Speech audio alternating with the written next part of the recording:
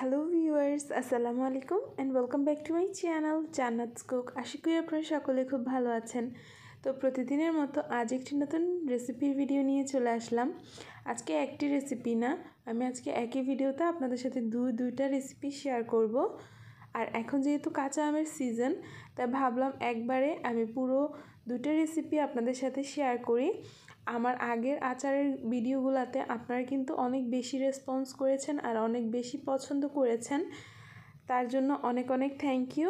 তো আশা করি আজকের ভিডিওটাও আপনাদের কাছে অনেক ভালো লাগবে। তাই কাঁচা আমের সিজনে কাঁচা আম নিয়ে আমি আপনাদের সাথে দুই ধরনের রেসিপি শেয়ার করতে চলে আসলাম। তো চলুন কথা না বাড়িয়ে আজকের রেসিপি দুইটা দেখে নিই আর বাসায় এভাবেই আমের আচার দিয়ে ফেলি। তো এখানে কিন্তু আমি ঝুড়ি ভর্তি কাঁচা আম নিয়ে বসে পড়েছি আচার দেওয়ার উদ্দেশ্যে। এগুলা আমাদের গাছ থেকে পেড়ে আনা আম, কিছুক্ষণ আগেই পেড়ে এনে দিয়ে গিয়েছে।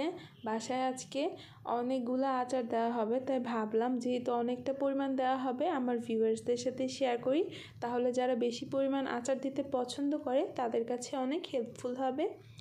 তো এখানে সব কিছু নিয়ে একদম রেডি হয়ে আমরা বসে পড়েছি আম ছেলার জন্য। আম ছিলে কিছু আম আমরা পানিতে ভিজিয়ে রাখবো, যেগুলাকে ঝুরি আচার দেওয়া হবে ওইগুলাকে, আর যেগুলাকে নর্মাল আচার দেওয়া হবে ওইগুলা আর পানিতে ভিজাবো না, কেটে তারপর ধুয়ে নিব। তো আমি আমগুলা ছিলে নিচ্ছি, আর একলা কিন্তু এতগুলো আম ছেলা সম্ভব না, তো সাথে আমার আম্মুও ছিল। তো আমগুলা কিন্তু দুজন মিলে করাতে খুবই অল্প টাইমে ছেলা হয়ে গিয়েছে। তো যেগুলা দিয়ে ঝুরি আচার দিব ওগুলাকে ধুয়ে আমি আলাদা করে নিয়েছি, আর যেগুলা দিয়ে তেলের আচার দেওয়া হবে ওগুলাকে আম্মু আগে কেটে নিচ্ছে। আর তেলের আচার দিতে হলে কিন্তু আমের বড়াটা একটু শক্ত হতে হয়, আর এই আমের বড়াগুলো অনেক বেশি শক্ত হয়ে গিয়েছিল। দেখে আপনারা কাটার স্টাইল দেখি কিন্তু বুঝতে পারছেন অনেকটা শক্তি দিয়ে আমগুলাকে কাটতে হচ্ছে। তো এই আমগুলাকে এখন কাটার পরে পানিতে ভিজিয়ে রাখা হবে।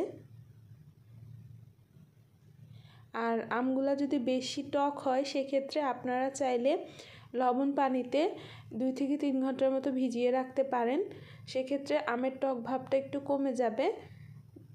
আমার কাছে তেলের আচার একটু টকটক হলে ভালো লাগে, তো আমি আর লবণ পানিতে ভিজালাম না, আমগুলাকে ভালো করে ধুয়ে একটা বড় ডিশের মধ্যে নিয়ে নিচ্ছি। তারপর এখানে আমি প্রায় 2 টেবিল চামচের মতো হলুদের গুঁড়া দিয়ে দিচ্ছি, দিয়ে তারপর সব কিছুকে একসাথে ভালো করে মাখিয়ে নিচ্ছি।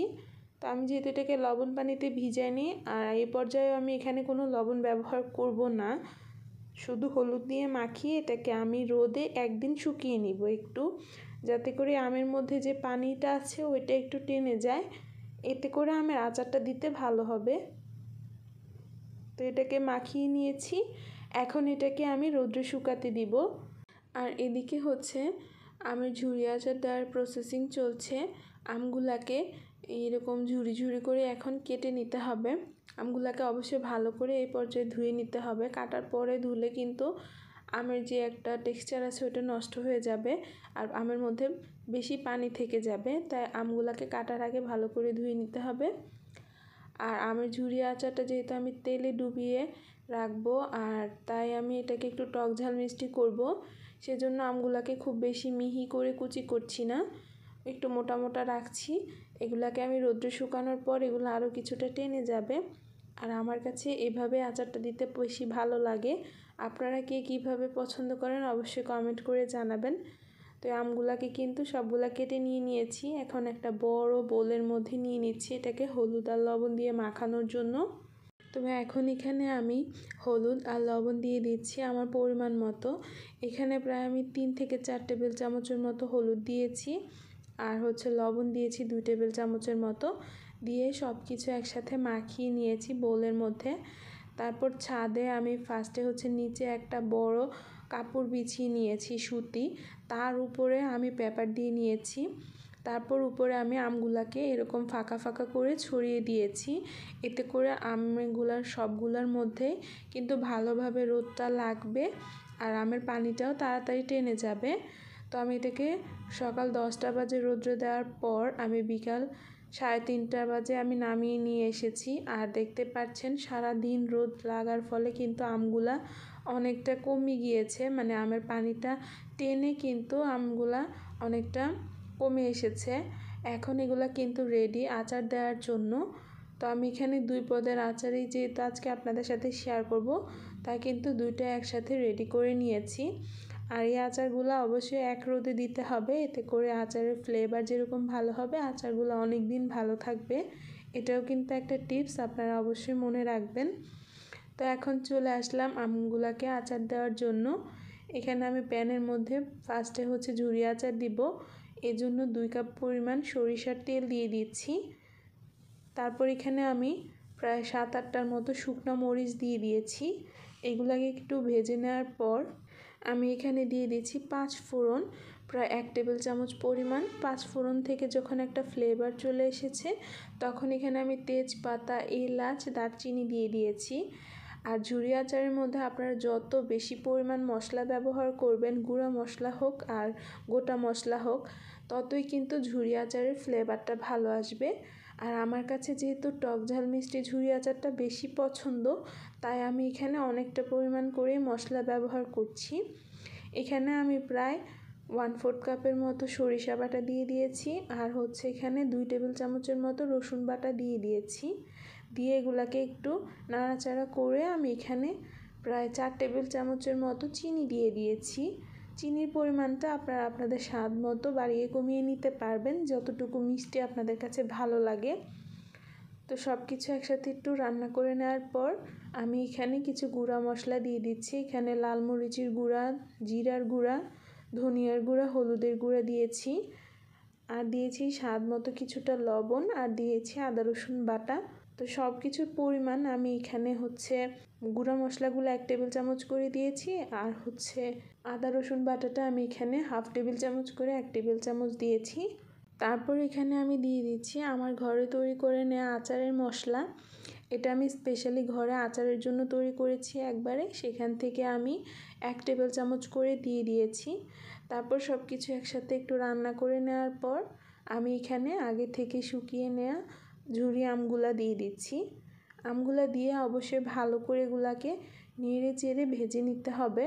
তো এখানে আমি যে পরিমাণ আম নিয়েছি বা আমগুলো শুকানোর পর যে পরিমাণ হয়েছে, ততটুকু কিন্তু 2 কাপ পরিমাণ সরিষার তেল পারফেক্ট হয়েছে। আপনাদের আমের পরিমাণ বুঝে কিন্তু তেলের পরিমাণটাও কম বেশি লাগতে পারে, সেক্ষেত্রে মশলার পরিমাণটাও আপনারা আপনাদের আন্দাজ মতো কম বেশি একটু করে নেবেন। তো এখানে আমি এগুলোকে ভাজার মাঝখানে কাঁচা মরিচও দিয়ে দিয়েছি, এতে করে ভালো একটা ফ্লেভার আসবে। আর যদি আপনাদের কাছে ভালো না লাগে সেক্ষেত্রে স্কিপ করতে পারেন, কিন্তু দিলে ফ্লেভারটা অনেক ভালো আসে। তো এগুলাকে আমি প্রায় 7 থেকে 8 মিনিটের মতো চুলার জাল মিডিয়াম টু হাইতে দিয়ে ভেজে নিয়েছি। তারপর যখন এই আমগুলা একটু সফট হয়ে এসেছে বা আমের ঝুড়িগুলো একটু সফট হয়ে এসেছে, তখন এখানে আমি আবারও সে আচারের মশলাটা দিয়ে দিয়েছি লাস্টে একটু ফ্লেভার আসার জন্য। দিয়ে তারপর আবারও একটু নেড়ে চেড়ে আমি এটাকে নামিয়ে সম্পূর্ণ ঠান্ডা করে তারপর বয়ামে ভরবো। আর অবশ্যই কিন্তু এই আমটাকে সম্পূর্ণ ঠান্ডা করে নিতে হবে। তো ঝুরি আচারটা যখন সম্পূর্ণ ঠান্ডা হয়ে গিয়েছে, তখন আমি এটাকে পরিষ্কার একদম শুকনো একটা কাচের জারের ভিতরে ভরে নিচ্ছি। আর অবশ্যই এই তেলের আচারটাকে আপনারা চেষ্টা করবেন কাচের জারের মধ্যে দেওয়ার জন্য, এতে করে এগুলো অনেক দিন ভালো থাকবে, নষ্টও হবে না। তো এটার মধ্যে আমি আগে থেকে সরিষার তেল গরম করে রেখেছিলাম, মানে তেলটাকে একটু ধোয়া ওঠা গরম করে নিয়েছি। তারপর এটাকে সম্পূর্ণ ঠান্ডা করে নিয়েছি। সেই তেলটা আমি এখানে অল্প অল্প করে ঢেলে দিচ্ছি, যেহেতু একবারে দিলে একদম নিচ পর্যন্ত যাবে না, তাই অবশ্যই আচারটা ভরার পর তেলটাকে উপর থেকে অল্প অল্প করে কয়েকবারে দিতে হবে, তাহলে তেলটা সম্পূর্ণ আচারের গায়ে লাগবে। এতে করে আচারগুলো অনেক দিন ভালো থাকবে। যেহেতু তেলের আচার, অবশ্যই তেলের মধ্যে ডুবিয়ে রাখতে হবে। তো আমি এখানে অল্প অল্প করে কয়েকবারে তেল দিয়ে দিচ্ছি। আর তেলটাকে একদম নিচ পর্যন্ত যেন যায় সেদিকেও কিন্তু খেয়াল রাখতে হবে। আর তেলের আচারের ক্ষেত্রে কিন্তু তেলের পরিমাণটা অনেকটা পরিমাণ দিতে হয়। সরিষার তেলগুলো ভালো হলে আচারের ফ্লেভারটাও কিন্তু অনেক ভালো আসে। আর দেখতেই পাচ্ছেন আমি কয়েকবারে দিয়েই আচারে একদম মুখ পর্যন্ত ভরে নিয়েছি।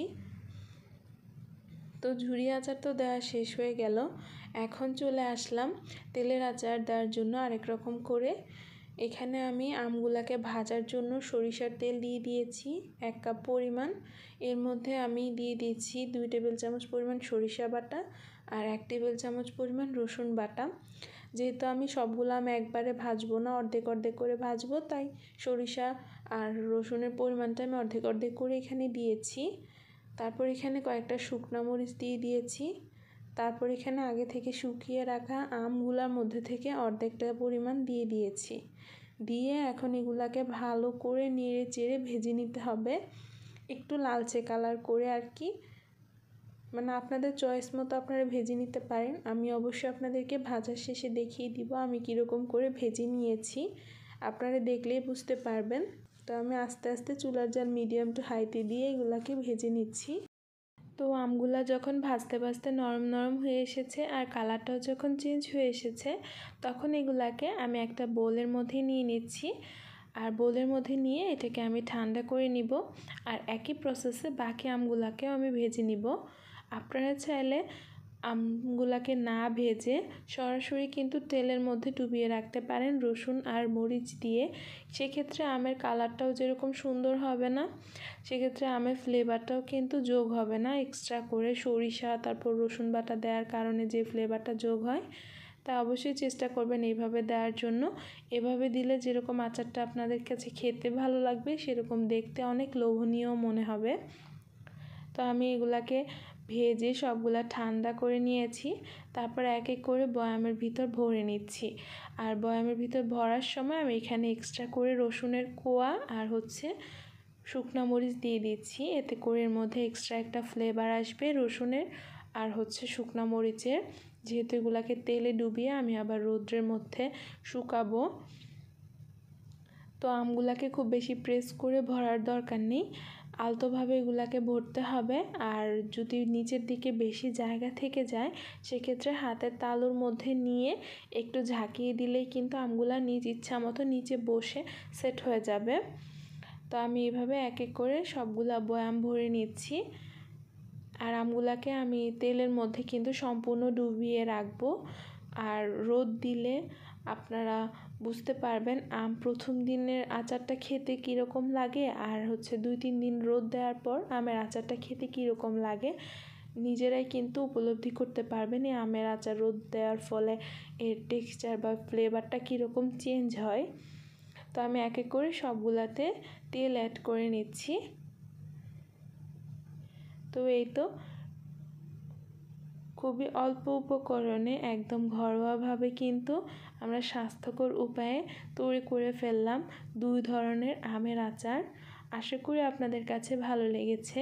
কাঁচা আমের ঝুরি আচার প্লাস তেলের আচার আমার কাছে তো খুবই ভালো লাগে।